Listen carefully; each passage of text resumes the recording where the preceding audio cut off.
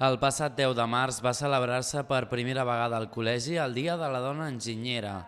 Va ser una jornada de reflexió i alhora festiva organitzada per la comissió Funcionem Junts i que va reunir un bon nombre de col·legiats, col·legiades i els seus familiars, treballadors i treballadores del col·legi, així com companyes d'altres col·legis com Tarragona i Lleida.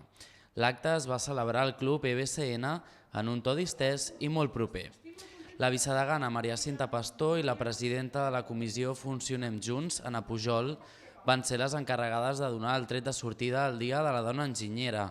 Amb actes com aquest volen donar més visibilitat a les 500 enginyeres col·legiades, una minoria que no arriba al 10%, però que s'espera que creixi en un futur, tenint en compte que cada cop hi ha més noies a les aules de les escoles d'enginyeria. Seguidament va prendre la paraula Anna Mercader, directora de l'Observatori Dona, Empresa i Economia de la Cambra de Comerç de Barcelona.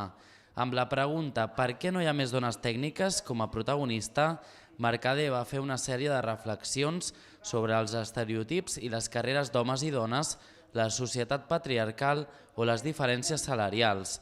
Durant la xerrada va animar les dones a dedicar-se a allò que desitgin i a afrontar reptes de forma valenta. Maria Gutiérrez, enginyera tècnica industrial i experta en energia d'alta tensió, en va ser un bon exemple. Aquesta col·legiada va explicar com als 14 anys va enamorar-se de l'enginyeria i com ha aconseguit fer realitat el seu somni malgrat els entrebancs i situacions incòmodes que ha anat trobant-se pel camí pel fet d'estudiar una cosa que aparentment no era per a dones. Un altre testimoni emotiu va ser el de Marta Mínguez, estudiant de la UPC i membre del projecte ETEC Racing. Al seu primer equip de la Fórmula Student només hi havia 4 noies entre un total de 34 persones, senyal que encara hi ha camí per endavant. Xavier Cazorla, secretari de la Comissió de Qualitat i Innovació d'Enginyers BCN, va parlar de casos reals que, per sort, existeixen també a casa nostra, i és que la seva empresa es valora les persones pel seu talent i no pel seu gènere, un fet que el públic va poder comprovar veient fotos del seu equip. L'acte va continuar amb el lliurament de premis del concurs Idees per avançar cap a la igualtat real, amb l'entrega d'un iPad al guanyador, en Rubén Cabús. El concurs ha rebut desenes de frases, algunes de les quals llegides durant l'acte.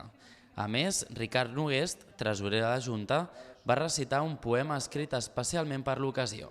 Finalment, Mireia Mata, directora general d'Igualtat de la Generalitat de Catalunya, va dirigir-se al públic assistent amb unes paraules d'agraïment per la celebració d'actes com aquest i va explicar que aquest nou govern ha decidit dotar amb una estructura més sòlida aquest tema donada la seva importància.